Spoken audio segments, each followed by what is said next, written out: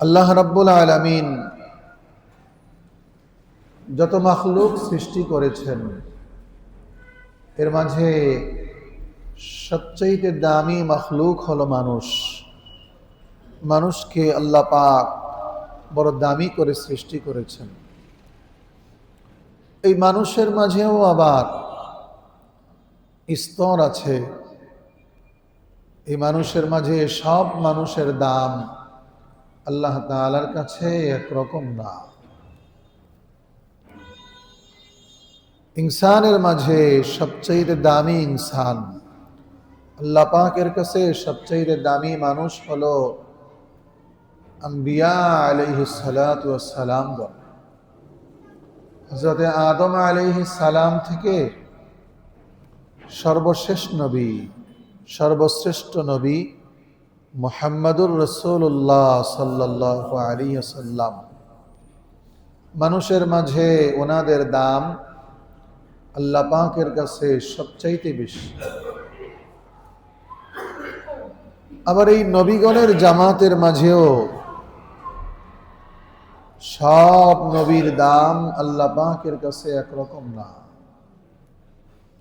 নবীগণের জামাতের মাঝে সবচাইতে দামি, সবচাইতে মর্যাদাবান, আল্লাহ পাকের সবচাইতে পেয়ারা হলেন মুহাম্মদুর রাসূলুল্লাহ সাল্লাল্লাহু আলাইহি ওয়াসাল্লাম। এরপরই নবীগণের পরে মানুষের মাঝে আল্লাহ পাকের কাছে সবচেয়ে দামি হলেন সাহাবায়ে কেরাম রিদওয়ানুল্লাহি তাআলা আলাইহিম আজমাইন। এরপরে দামি হলেন তাবিঈন, তাবে তাবিঈন, আইম্মায়ে মুজতাহিদিন, খুলাফায়ে রাশিদিন, ওনাদের দাম। এরপরে আমরা যারা, আমাদের মাঝেও সব মানুষের দাম আল্লাহ পাকের কাছে একরকম না।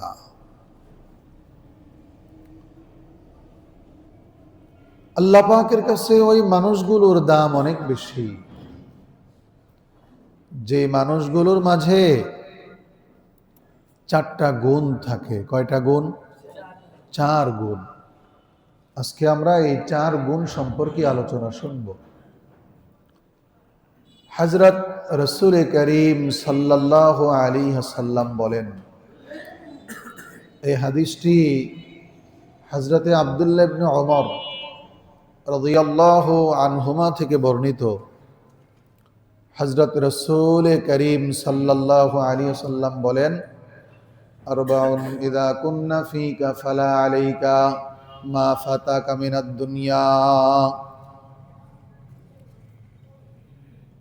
হযরত রাসূল করিম সাল্লাল্লাহু আলাইহি ওয়াসাল্লাম বলেন, আরবাউন ইযা কুন্না ফীকা ফালা আলাইকা মা ফাতাকা মিনাদ দুনিয়া। চার গুণ এমন, এই চারটি গুণ যার মাঝে পাওয়া যাবে, রাসূলুল্লাহ বলেছেন, ফালা আলাইকা মা ফাতাকা মিনাদ দুনিয়া। দুনিয়ার অন্য কোনো কিছুই যদি সে না পায়, এই চার গুণ যে বান্দার মাঝে থাকবে, রাসূলুল্লাহ বলেছেন, আমার ওই উম্মত দুনিয়ার অন্য কিছু না পাইলেও তার আর দুঃখ বা কষ্টের কিছুই থাকবে না। এত দামি গুণ। এই চার গুণ, চার বৈশিষ্ট্য যার মাঝে থাকবে তার আফসোস করার কিছুই নেই। দুনিয়ার অন্য কোনো সম্পদ যদি নাও পায়, এই চার গুণ যদি তার মাঝে থাকে, সে সব পাইল, আফসোসের আর কিছুই নেই। এই চার গুণ কি? প্রথম গুণ হলো হিফজু আমানাতিন, আমানতের হেফাজত, আমানত রক্ষা করার গুণ যদি কারো মাঝে এসে যায়, রাসূলুল্লাহ বলেছেন, সে যদি দুনিয়ার আর অন্য কিছু না পায়, তার দুঃখ করার কিছুই নাই। আমানত। আল্লাহ রাব্বুল আলামিন সূরাতুল মুমিনুনে সফল মুমিন কারা, কারা কারা সফল,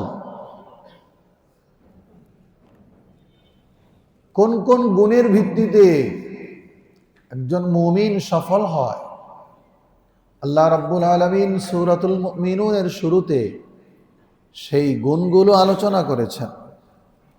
আল্লাহ বলেন, قد أفلح المؤمنون, সফল মুমিন তারা। আল্লাহ বলেন, والذين هم لأماناتهم وعهدهم راعون, সফল মুমিনদের অনেক গুণ, গুণাবলীগুলো বর্ণনা করতে করতে আল্লাহ রাব্বুল আলামিন এক পর্যায়ে বলেন, সফল মুমিনদের এটাও একটা গুণ, সফল মুমিনরা কখনোই আমানতের খেয়ানত করে না। আমানত, আমানতের খেয়ানত করে না। আমানতের খেয়ানত আমরা আমানত কাকে বলে সেটাই বুঝি না, যে কারণে আমরা মনে করি শুধু টাকা পয়সাই আমানত। শুধু টাকা পয়সাই আমানত না, এটা আমানতের একটা প্রকার। আমানত এক বিস্তৃত বিষয়, ব্যাপক বিষয়কে আমানত বলা হয়। যেমন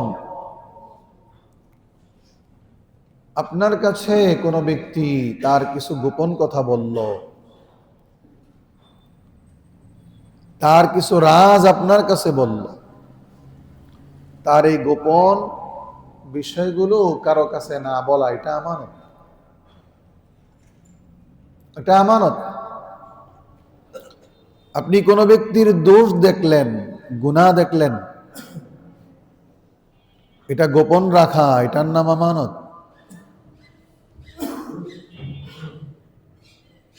এরকম আমানতের বহু প্রকার আছে। আল্লাহ পাকের পক্ষ থেকে আমাকে আপনাকে জিম্মাদারি দেওয়া হয়েছে 5 ওয়াক্ত নামাজ আদায় করার, এটা মালিকের পক্ষ থেকে আমানত। এই পুরা বডিটা আমার আপনার কাছে আমানত। সব আমানত রক্ষা করা, এটা হলো সফল মুমিনদের পরিচয়। মুমিন কখনো আমানতের খেয়ানত করতে পারে না। হযরত রাসূল করিম সাল্লাল্লাহু আলাইহি ওয়াসাল্লাম এক হাদিসে বড় চমৎকার করে বলেছেন, قال رسول الله صلى الله عليه وسلم لا إيمان لمن لا أمانة له. রাসূল করিম সাল্লাল্লাহু আলাইহি ওয়াসাল্লাম বলেন, যার মাঝে আমানতদারি নাই তার মাঝে ঈমানও নাই। যার মাঝে আমানতদারি নাই তার মাঝে ঈমানও। 5 ওয়াক্ত নামাজ পড়েন, হজ করেন, রোজা রাখেন, কিন্তু আমানতের খেয়ানত করেন। আল্লাহ বলেন, এ ব্যক্তি 5 ওয়াক্ত নামাজ, রোজা, হজ, যাকাত এগুলো করা সত্ত্বেও সে সফল মুমিন না। সফল মুমিন না। কোন ব্যক্তিকে 5 ওয়াক্ত নামাজ পড়তে দেখলেন, হজ, যাকাত, রোজা এগুলো আদায় করতে দেখলেন, আর আপনি ভেবে নিলেন সে পাক্কা মুমিন। আল্লাহ বলেন, না, বিষয়টা এমন না, বিষয়টা এমন নয়। বরং পরিপূর্ণ মুমিন, সফল মুমিন হতে হলে আমানতদার হতে হয়। আমানতের খেয়ানত করে সফল মুমিন হওয়া যায় না। আপনার কাছে আপনার প্রতিবেশী আমানত। আপনার ক্ষমতা আছে, আপনার জনবল আছে, আপনি প্রতিবেশীর জায়গা দখল করে রাখলেন, অন্যের জমি দখল করলেন, অন্যের জায়গা দখল করে আপনি ঘর নির্মাণ করে রাখলেন। ইসলাম বলে আপনি মুমিন না, আপনি মুমিন না। কি বলেন? এরকম আছে না নাই? 5 ওয়াক্ত নামাজ পড়ে, রোজাও রাখে, হজও করে, যাকাতও দেয়, আবার অন্যের সম্পদও দখল করে খায়। তারই নামাজ, তারই রোজা, তারই হজ, তারই যাকাত সব কিছু বেকার হয়ে যায়।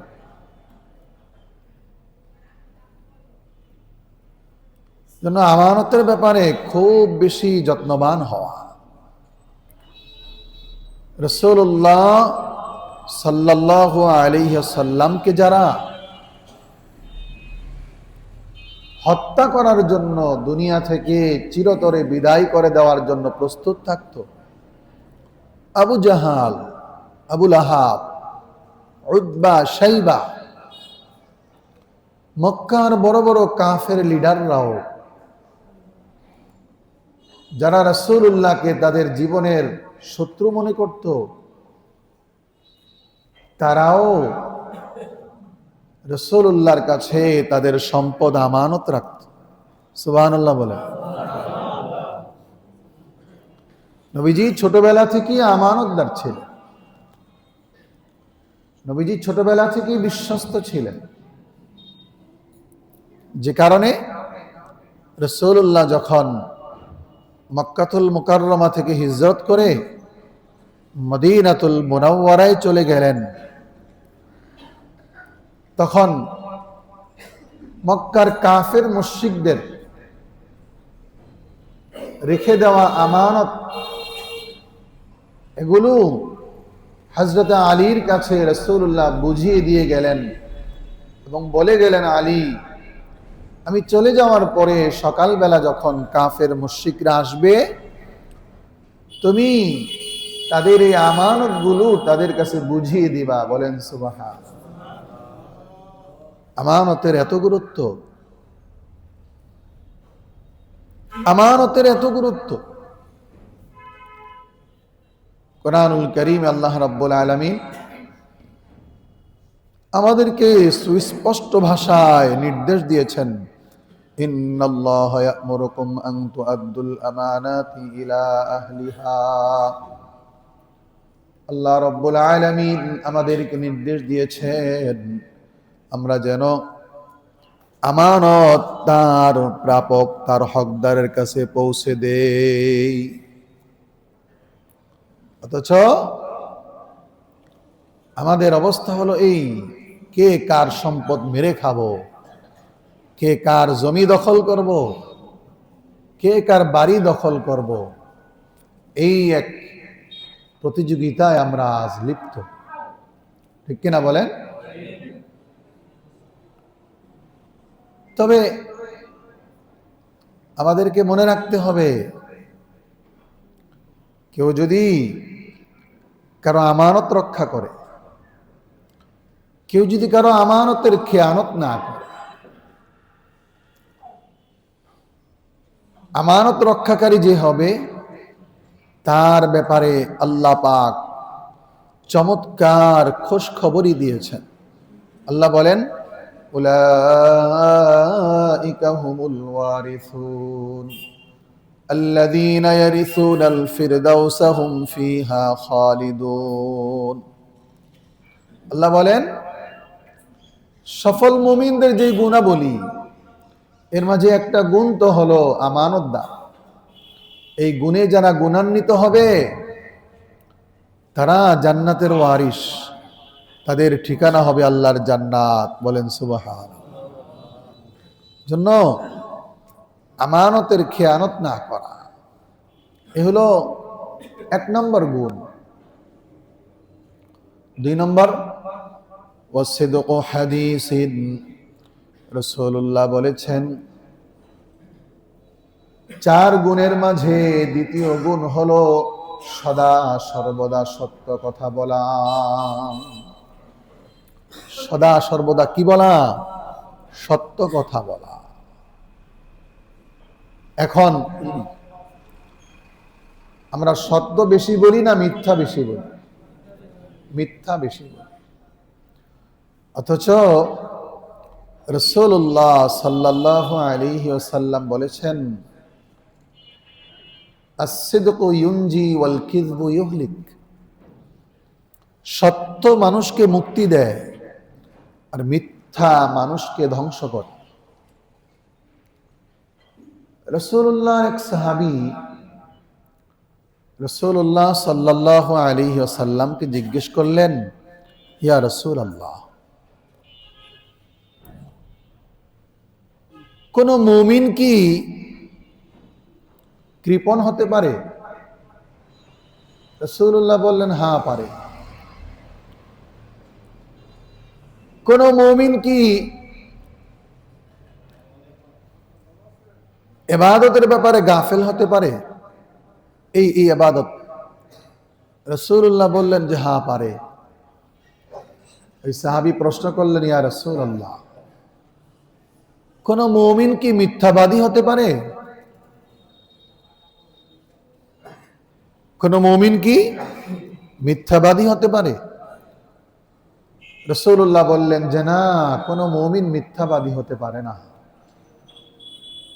কারণ মিথ্যা আর ঈমান এটা একসাথে একত্রিত থাকতে পারে না। অথচ আমরা মিথ্যা বলি কি বলি না বলেন? আল্লাহ রাব্বুল আলামিন কি বলেছেন? আল্লাহ বলেন, ইয়া আইয়ুহাল্লাযীনা আমানুত্তাকুল্লাহ ওয়া কুলু কাওলান সাদীদা। ইয়া আইয়ুহাল্লাযীনা আমানুত্তাকুল্লাহ ওয়া কুলু কাওলান সাদীদা। আল্লাহ বলেন, হে ঈমানদার বান্দা বান্দীরা, ইত্তাকুল্লাহ, আল্লাহকে ভয় করো, ওয়া কুলু কাওলান সাদীদা, এবং সদা সর্বদা সত্য কথা বলো। ইউসলিহ লাকুম আ'মালাকুম ওয়া ইয়াগফির লাকুম যুনুবাকুম, তোমরা তোমাদের আমলকে পরিশোধিত করো, তোমরা তোমাদের আমলকে সংশোধন করো। ইয়াগফির লাকুম যুনুবাকুম, এর ফলশ্রুতিতে আল্লাহ পাক তোমাদেরকে ক্ষমা করে দিবে। আমরা সুন্নত তরিকা যখন বিয়ে শাদী হয়, তখন যেখানেই সুন্নত তরিকায় বিয়ে শাদী হয়, ওই সময়টাতে যিনি বিবাহ পড়ান, খেয়াল করে দেখবেন উনি যখন খুতবা পাঠ করেন, খুতবাতে এই আয়াতে কারিমাও তেলাওয়াত করেন কি, ইয়া আইয়ুহাল্লাযীনা আমানুত্তাকুল্লাহ ওয়া কুলু কাওলান সাদীদা। বিয়ে শাদীতে খুতবায়, বিয়ের খুতবাতে এই আয়াত তেলাওয়াত করার মানে কি? এই আয়াত তেলাওয়াত করার মানে হলো বিয়ের এই আনন্দঘন মুহূর্তেও স্বামী এবং স্ত্রীকে স্মরণ করিয়ে দেওয়া হচ্ছে 3টা বিষয়। এক নম্বর বিষয় হলো তোমরা আল্লাহকে ভয় করো। ইত্তাকুল্লাহ, হে নবদম্পতি তোমরা আল্লাহকে ভয় করো। ওয়াকুলু কাওলান সাদীদা, দ্বিতীয় নম্বর বিষয় হলো তোমরা পরস্পরের সাথে সত্য কথা বলবে। সংসারে অশান্তি, স্বামী স্ত্রীর মাঝে দাম্পত্য জীবনে কলহ, এর মূল কারণই হলো শুরুটা হয় আল্লাহর ভয় না থাকার কারণে। স্বামীর অন্তরে যদি আল্লাহর ভয় না থাকে তাহলে সে স্ত্রীর হকের ব্যাপারে জুলুম করে। স্ত্রীর মাঝে যদি আল্লাহর ভয় না থাকে তাহলে সেও স্বামীর হকের ক্ষেত্রে স্বামীর উপরে জুলুম করে। এজন্যই বলা হচ্ছে ইত্তাকুল্লাহ, তোমরা একে অপরে আল্লাহকে ভয় করো। দ্বিতীয় নম্বর, কুলু কাওলান সাদীদা, সদা সর্বদা সত্য কথা বলবে, মিথ্যাকে পরিহার করবে।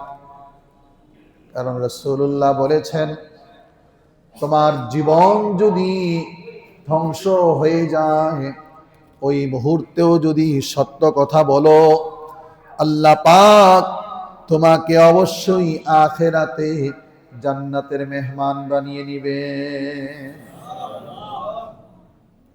ওয়াকুলু কাওলান সাদীদা, দুই নম্বর নসিহত। তিন নম্বর, ইউসলিহ লাকুম আমালাকুম, এতদিন অন্যায় অপরাধ যা কিছু করছো সব কিছুকে শুধরে নাও, গুনাহের কাজ ছেড়ে দাও।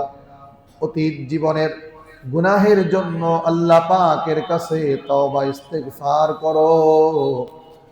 যদি সংশোধন হয়ে যাও, তওবা এবং ইস্তেগফার যদি করো, শুনে রাখো চতুর্থ নম্বরে আল্লাহ পাকের পক্ষ থেকে তোমাদের জন্য সুসংবাদ, ইয়াগফির লাকুম যুনুবাকুম, আল্লাহ পাক তোমাদের জীবনের সব গুনাহগুলোকে মাফ করে দিবেন। জন্য দুই নম্বর গুণ হলো সদা সর্বদা সত্য কথা বলা। সত্য কথা বলা, মিথ্যার আশ্রয় না নেওয়া। আমাদের সমাজে এখন মিথ্যাবাদী বেশি, কি বলেন ঠিক না? অথচ মিথ্যাবাদী কে? কথায় কথায় যে মিথ্যা বলে। রাসূলুল্লাহ সাল্লাল্লাহু আলাইহি ওয়াসাল্লাম তার ব্যাপারে কি বলেছেন জানেন? খুব খেয়াল করে শুনুন। রাসূলুল্লাহ বলেছেন, আয়াতুল মুনাফিকি সালাসুন, মুনাফিকের আলামত তিনটা। মুনাফিকের আলামত কয়টা? তিনটা। তিন বদ স্বভাব যার মাঝে পাওয়া যাবে সে হলো মুনাফিক। এক নম্বর, ইদা তুমিনা খানা, আমানত রাখলে আমানতের খেয়ানত করে। আমানত রাখলে কি করে? আমানতের খেয়ানত করে। প্রথম গুণ এটা বলছি না, হিফজু আমানাতিন। এরপরে মুনাফিকের আরেকটা বদ স্বভাব হলো যখন কথা বলে তখন মিথ্যা বলে। যখন কথা বলে কি বলে? মিথ্যা বলে। আরেকটা বদ স্বভাব হলো যখন কথা বলে তখন গালিগালাজ করে। যখন ঝগড়া করে তখন কি করে? গালিগালাজ। হাই রে, মসজিদে আসা যাওয়ার পথে অনেক সময় খেয়াল করি, দেখি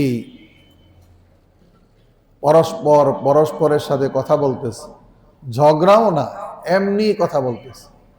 একজন আরেকজনকে কি যে গালি দিয়া কথা বলে, সেও খুব সানন্দে গ্রহণ করতেছে।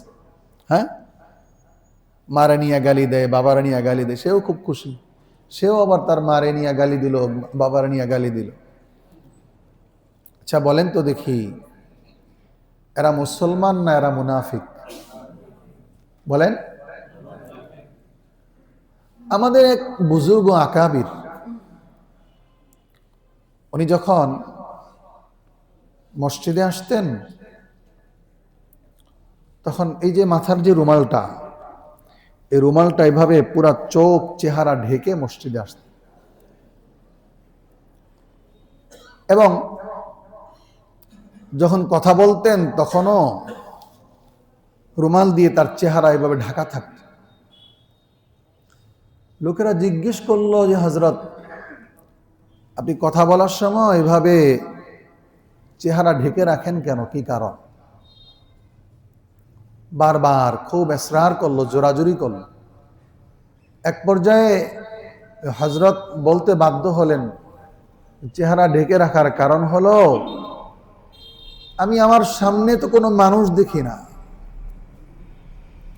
আমার সামনে আমি কোনো মানুষ দেখি না, সব দেখি জীবজন্তু, জানোয়ার। কেন?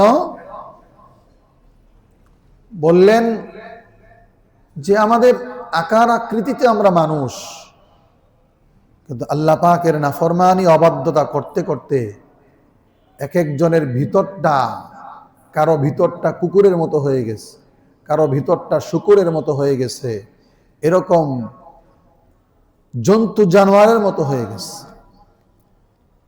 বিশ্বাস না হলে আমার রুমালটা তোমার মাথায় নাও, তারপরে দেখো। রুমালটা আরেকজনের মাথায় দিছে,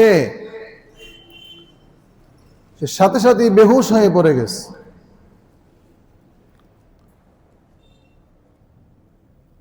এজন্য আমাদেরকে সদা সর্বদা সত্য কথা বলতে হবে। সদা সর্বদা কি বলতে হবে? সত্য কথা বলতে হবে। তৃতীয় নম্বর, এগুলোর উপরে বিস্তারিত আলোচনা করার মতো সময় নেই। তৃতীয় নম্বর গুণ হলো ওয়া হুসনু খালিকাতিন, সৎ চরিত্র।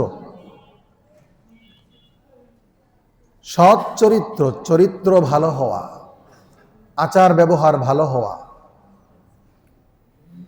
দেখুন,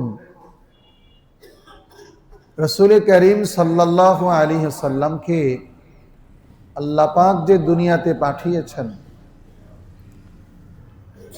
এর উদ্দেশ্যটা কি সেটাও রাসূলুল্লাহ আমাদেরকে বলে দিয়েছেন। রাসূলুল্লাহ বলেছেন, বুইসতু লিউতাম্মিমা মাকারিমাল আখলাক। রাসূলুল্লাহ বলেছেন, আমাকে প্রেরণ করা হয়েছে এই জন্য লিউতাম্মিমা মাকারিমাল আখলাক, উত্তম চরিত্রকে পূর্ণতায় পৌঁছানোর জন্যই আমাকে আল্লাহ পাক পাঠিয়েছেন। রাসূলুল্লাহ ছিলেন উত্তম চরিত্রের আধার।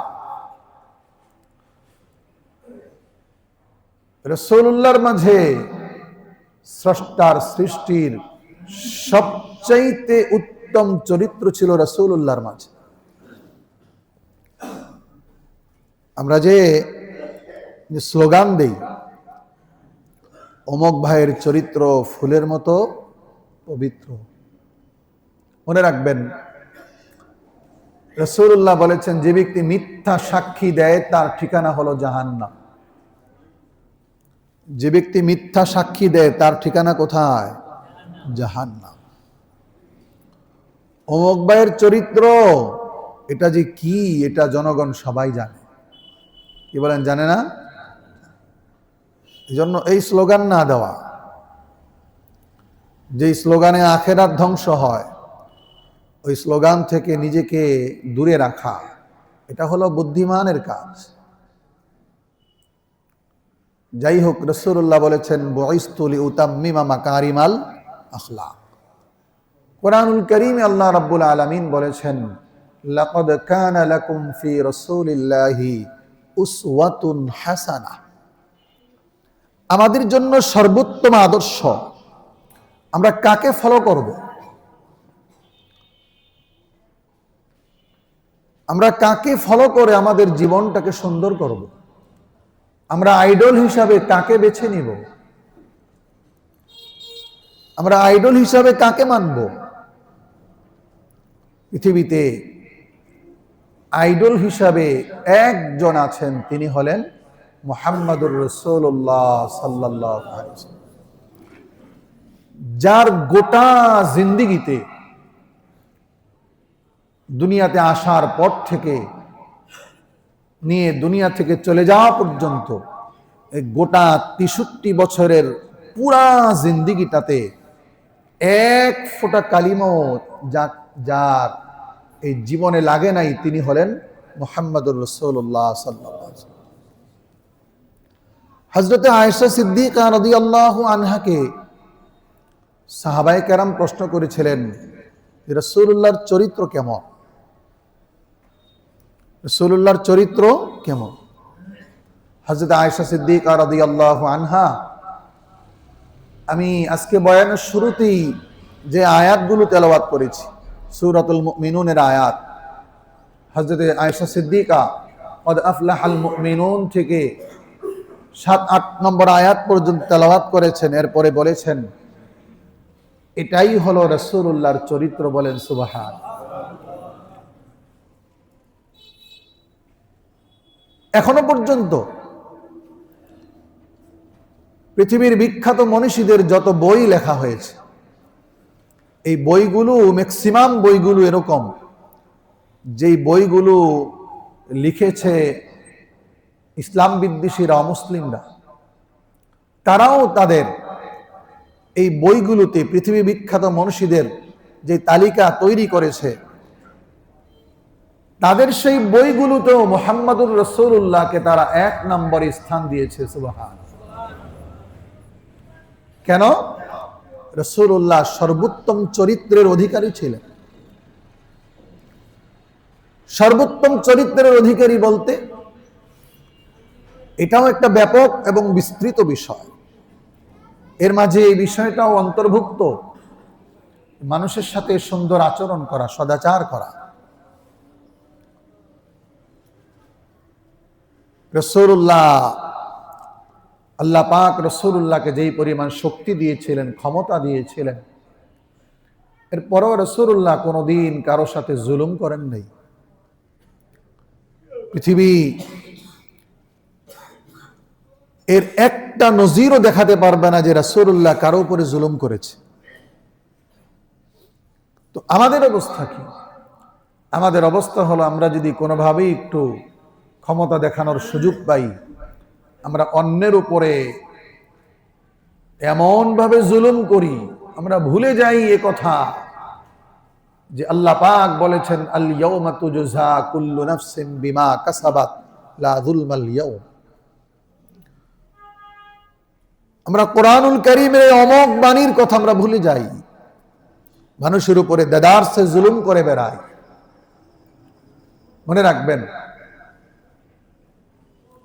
কিছু মানুষের দোয়া আর আল্লাহ পাকের আরশের মাঝে কোনো পর্দা থাকে না, আল্লাহর মাঝে আর ওই মানুষের দোয়ার মাঝে কোনো পর্দা থাকে না, একবারে ডিরেক্ট কবুল হয়ে যায়। এর মাঝে এক শ্রেণীর মানুষ হলো তারা মজলুম। রাসূলুল্লাহ বলেছেন, মজলুমের বদদোয়া থেকে বেঁচে থাকো, মজলুমের বদদোয়া থেকে বেঁচে থাকো। আপনি জুলুম করতেছেন, ক্ষমতা, আপনার ধন সম্পদ, আপনার দল, আপনার নেতা, আপনার প্রভাব, সব কিছুর উপরে নির্ভর করে আপনি জুলুম করতেছেন।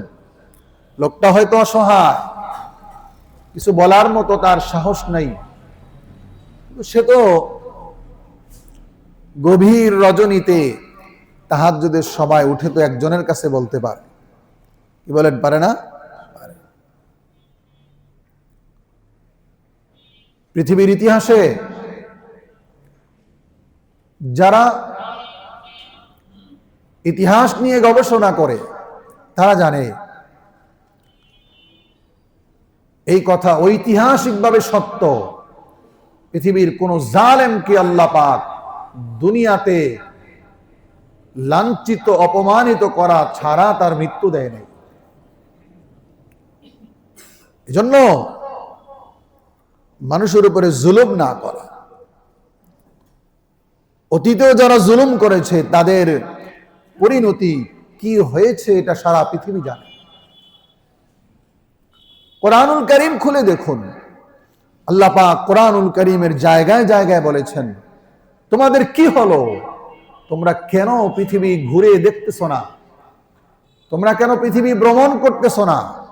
পৃথিবী ভ্রমণ করো, ঘুরে দেখো জালেমদের কি অবস্থা হয়েছিল, জালেমদের উপর আমার কি আযাব ও গজব এসেছিল। তোমরা এগুলো দেখো, এখান থেকে ইবরত হাসিল করো, শিক্ষা গ্রহণ করো। কেন? আমরা যেন জালেম হয়ে না যাই, আমরা যেন জালেম হয়ে না যাই। আমাদের ভিতরে একটু থেকে একটু হলেই অহংকার চলে আসে। আমি কিছু একটা, কেউ লেখাপড়া করেছে, তার ভিতরে অহংকার যে আমার চেয়ে বড় শিক্ষিত আর কে আছে। কারো সহায় সম্পদ আছে, তার ভিতরে অহংকার, আমার এই সম্পদ আছে, আমাকে কে ঠেকায়। কারো দল ক্ষমতায়, তার ভিতরে অহংকার। কারো কোন নেতা বা পাতি নেতার সাথে একটা ছবি আছে, এটাও তার একটা অহংকারের কারণ। মনে রাখতে হবে, মনে রাখতে হবে এই কথা। অহংকার, ছোটবেলায় আমরা আদর্শ লিপিতে পড়েছি, অহংকারই পতনের মূল। এটা শুধু আদর্শ লিপির কথা না, এটা হাদিসের কথা। মানুষ যখন অহংকারী হয়ে ওঠে তখন আল্লাহ পাক তাকে এমন ভাবে ধ্বংস করে দেন, ইতিহাসে তার নাম নেওয়ার মতো আর কেউ থাকে না। অহংকার বড় খারাপ। আমি আপনি কি হয়ে গেলাম এমন যে এত অহংকার? মুহাম্মদুর রাসূলুল্লাহর দিকে তাকান, স্রষ্টার সৃষ্টির মধ্যমণি, স্রষ্টার সৃষ্টির প্রধান আকর্ষণ, স্রষ্টার পরেই যার অবস্থান, সেই মুহাম্মদুর রাসূলুল্লাহ সাল্লাল্লাহু আলাইহি সাল্লাম যখন হাঁটতেন, যখন কথা বলতেন, তখন বুঝাই যেত না যে তিনি যে আল্লাহ পাকের পরে সর্বশ্রেষ্ঠ নবী, এটা বুঝাই যেত না। ইসলামের প্রথম যুগে রাসূলুল্লাহ সাহাবীদের মাঝে এমন ভাবে জুড়ে মিলে বসে সাহাবীদেরকে নসিহত করতেন, দূর থেকে কোনো আগন্তুক যখন আসতেন, যিনি রাসূলুল্লাহকে চিনতেন না, তিনি এসে মজমায় রাসূলুল্লাহকে খুঁজে বের করা তার জন্য কষ্টকর হয়ে যেত। রাসূলুল্লাহ এভাবে অহংকার মুক্ত জীবন যাপন করেছেন। রাসূলুল্লাহর সাহাবীদের অবস্থা দেখেন। হযরত আবু বকর সিদ্দিক রাদিয়াল্লাহু আনহু, উম্মতের মাঝে সর্বশ্রেষ্ঠ উম্মত হলেন সিদ্দিক আকবর। সারা উম্মতের আমল যদি এক পাল্লায় রাখা হয় আর আবু বকরের আমল যদি আরেক পাল্লায় রাখা হয়, আবু বকরের আমলের পাল্লাই ভারী হয়ে যাবে। সুবহানাল্লাহ, এত দামি আবু বকর। সে আবু বকরের ব্যাপারে রাসূলুল্লাহ বলেন, মান আরাদা আইয়ানজুরা ইলা মাইয়িতিন, তোমাদের কেউ যদি চলতা ফেরতা কোন জীবন্ত লাশ দেখতে চায়, মানুষটা জীবিত, হাঁটতেছে চলতেছে কিন্তু মৃতদের মতো, কেউ যদি এমন কোন ব্যক্তিকে দেখতে চায়, ফালইয়ানজুর, সেজন্য আবু কুহাফার ছেলে আবু বকরকে দেখে। সুবহানাল্লাহ। হযরত আলী কাররামাল্লাহু ওয়াজহা, মদিনার গ্রাম থেকে লোক এসেছে, মদিনায় এসে আলীকে জিজ্ঞেস করতেছে, মানান্তা। গ্রামের ব্যক্তি আলীকে চিনে না, প্রশ্ন করলো, মানান্তা, তুমি কে ভাই? হযরত আলী কি জবাব দিয়েছিলেন? ইতিহাস সাক্ষী। আমি আপনি হলে বলতাম, মিয়া আমার চিনো না, তুমি আসছো এখানে, তোমার ভিসা দিল কে এখানে আসা? আমি হইলাম এলাকার মেম্বার, আমি চেয়ারম্যান, আমি এমপি, আমি মন্ত্রী, আমি এই আমি সেই, কত কিছুই না বলে দিতাম। কিন্তু হযরতে আলী কি বলেছিলেন? হযরতে আলী সেদিন বলেছিলেন, মা আনা ইল্লা রাজুলুম মিনাল মুসলিমিন। হযরতে আলী বলেছিলেন, আমি কিছু না, আমি মদিনার সাধারণ মুসলমানদের মধ্য থেকে একজন মুসলমান। সুবহানাল্লাহ। আলী বলতে পারতেন যে জান্নাতের যুবকদের সর্দার হাসান এবং হুসাইনের বাবা আমি, জান্নাতি নারীদের লিডার হযরতে ফাতেমার স্বামী আমি, খায়বার বিজেতা আমি, রাসূলুল্লাহর জামাতা আমি। হযরতে আলীর লকব উপাধির কি কমতি ছিল? এত কিছুর পরও আলী নিজের পরিচয় দিয়েছেন, আমি মদিনার সাধারণ মুসলমানদের মধ্য থেকে একজন মুসলমান। হ্যাঁ, এটাই হলো চরিত্র। সর্বশেষ যেই কথা, সময় আর অনুমতি দিচ্ছে না, সর্বশেষ চতুর্থ গুণ হলো হালাল রিজিক বক্ষণ করা, হালাল পথে কামাই এবং হালাল রিজিক খাওয়া। আমাদের কামাই হালাল না হারাম? বর্তমান সময়ে অধিকাংশ মুসলমানদের কামাই হারাম। 5 ওয়াক্ত নামাজ পড়ে, রোজা রাখে, হজ করে, যাকাত দেয়, কিন্তু কিস্তির পিছনেও দৌড়ায়। এরকম আছে না নাই? হারাম। সুদ হালাল না হারাম? আল্লাহ পাক কোন গুনাহের ব্যাপারে এমন শব্দ ব্যবহার করেন নাই, সুদের ব্যাপারে আল্লাহ পাক যেই শব্দ ব্যবহার করেছেন। আল্লাহ বলেছেন, ফাযানু বিহারবিন মিনাল্লাহি ওয়া রাসূলিহি। যে সুদ খায়, যে সুদ দেয়, যে সুদের সাক্ষী হয়, প্রত্যেকের বিরুদ্ধে আল্লাহ এবং আল্লাহর রাসূলের পক্ষ থেকে যুদ্ধ ঘোষণা। যুদ্ধ ঘোষণা বলেছেন আল্লাহ। হালাল পথে কামাতে হবে এবং হালাল রিজিক বক্ষণ করতে হবে। আপনি যদি হালাল পথে কামান, হালাল রিজিক আপনি নিজেও বক্ষণ করেন, আপনার পরিবার পরিজন সন্তান সন্ততি এদেরকেও যদি হালাল রিজিক খাওয়ান, তাহলে এই সন্তান নেককার হবে, দিনদার হবে। আর যদি নিজেও হারাম কামান, সন্তানদেরকে হারাম খাওয়ান, তাহলে এই সন্তান নেককার হবে না, দিনদার হবে না। আপনার বার্ধক্যে এই সন্তান আপনার খেদমতগার হবে না। এজন্য খুব সতর্কতা অবলম্বন করা। আল্লাহ পাক আমাদের সবাইকে যে কথাগুলো বললাম শুনলাম, এগুলোর উপরে মহাব্বতের সাথে মৃত্যু পর্যন্ত আমল করার তৌফিক দান করেন। সকলে বলি আমিন। ওয়া আখির দাওয়ানা আনিল হামদুলিল্লাহি রাব্বিল আলামিন।